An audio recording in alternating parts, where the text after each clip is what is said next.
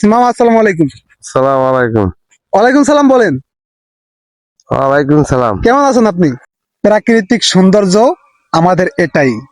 আমি এখন বর্তমান আছি আমাদের গ্রাম বাংলার একটা তরমুজের প্রজেক্টে প্রথম থেকে শুরু করে শেষ পর্যন্ত কি কি কাজ এবং এখানে কি কি চারা রোপণ করা থেকে শুরু করে এবং কি কি প্রসেসিং আছে, গাছটা বড় হওয়া পর্যন্ত, ফল আসা পর্যন্ত আজকে দেখাবো, সেটাই আপনাদেরকে। তো সাথেই থাকুন।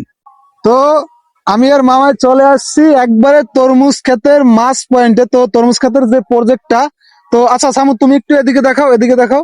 এই যে তরমুজ ক্ষেতের যে প্রজেক্টটা আপনারা দেখতে পাচ্ছেন, এটা কিন্তু সম্পূর্ণ একটা প্রজেক্ট। আর হচ্ছে আপনারা কিন্তু ক্ষেতের মাঝে ইতিমধ্যে দেখতে পাচ্ছেন যে হলুদ হলুদ বর্ণের এক পথ বোট, ঠিক আছে? এই বোটগুলো আসলে কিসের? এখানে যারা কর্মকর্তা আছে এবং এটা যারা পরিচালনা করে তাদের কাছ থেকে আমরা একটু করে জানবো যে আসলে এটা কিসের।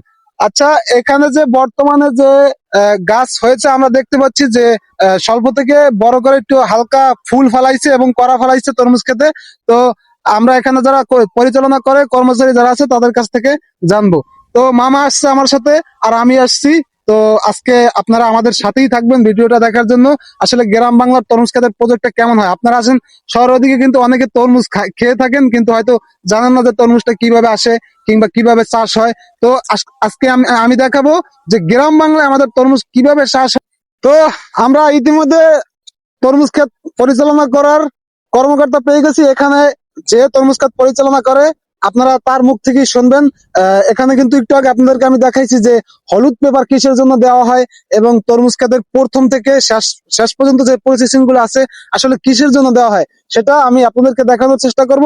এবং এখানে যারা কর্মকর্তা আছে তারা অলরেডি কিন্তু তাকে পেয়ে গেছি। মামা আসসালামু আলাইকুম। সালাম আলাইকুম। ওয়ালাইকুম সালাম। বলেন, ওয়ালাইকুম সালাম। কেমন আছেন আপনি? ভালো। আচ্ছা মামা, এই যে তরমুজ ক্ষেতের যে আপনার প্রসেসিংটা একবারে প্রথম থেকে হুম। শেষ পর্যন্ত, এখন এই যে তরমুজ ক্ষেত কত অব্দি পর্যন্ত, মানে ফল আসতে এখনো কতদিন লাগবে? এখনো দিন 15 লাগবে ফলাইতে। এখনো 10-15 দিন লাগবে নাকি? হ্যাঁ। আচ্ছা, তরমুজ ক্ষেতে যে আপনারা প্রথম থেকে যে তরমুজের চাষটা করেন, যে প্রথম থেকে যে তরমুজটা আপনারা ক্ষেতে চারা রোপণ করেন, চারা রোপণ করার পর থেকে কত মাস পর তরমুজ আসে, মানে ফল আসে? কত 4 মাস। 4 মাস পর আসে। হ্যাঁ, 4 আচ্ছা মাস। আচ্ছা, তো 4 মাস পরে আসার পর যে আপনারা এই যে ফলটা মানে বিক্রি করেন, এই যে শহরে তো বিক্রি করেন অবশ্যই হ্যাঁ নাকি? হ্যাঁ। তো শহরের মানুষ কিন্তু অনেকে আছে, আপনারা কিন্তু জানেন যে আপনারা হয়তো ঢাকা নিলে তরমুজ খেতে পারেন, শহরের মানুষ অনেকে আছে কিন্তু তরমুজ খেতে পারেন, কিন্তু বিস্তারিত জানেন না যে আসলে গ্রাম বাংলায় তরমুজটা কিভাবে চাষ হয় এবং প্রথম থেকে শেষ পর্যন্ত প্রসেসিংটা কি, এটা কিন্তু আপনারা এখন তার মুখ থেকে শুনছেন। আর হচ্ছে, আচ্ছা মামা, ওই যে আপনার এই যে হলুদ যে পেপারটা, এই যে হ্যাঁ। তরমুজ ক্ষেতের ভিতরে আমরা দেখতে পাচ্ছি যে হলুদ পেপার সারিবদ্ধ ভাবে, এই যে হলুদ পেপারটা আসলে কিসের জন্য ব্যবহার করা হয়? হলুদ পেপার দেওয়া হয় ওই বল্লা ফুয়ে তরমুজের করা আলায়। করা ফেলা আর কি। হ্যাঁ, এই পেপারটার কাজটা কি, মানে কিভাবে নষ্ট করে এটা গাম। পোকটা আর কি আটকা পড়ে যায় পেপার, এই তো? এটার লাগে আটকাই করে। আচ্ছা আচ্ছা। তো আপনারা দেখতে পাচ্ছেন। আর হচ্ছে আমি কিন্তু বলছি প্রথম থেকে শেষ পর্যন্ত কিভাবে কিভাবে তরমুজের প্রসেসিংটা হয়। আর হচ্ছে আপনাদের যদি কিছু জানার থাকে, আমার হচ্ছে কর্মকর্তা মামু, ঠিক আছে, এখানে পরিচালনাকারী সে।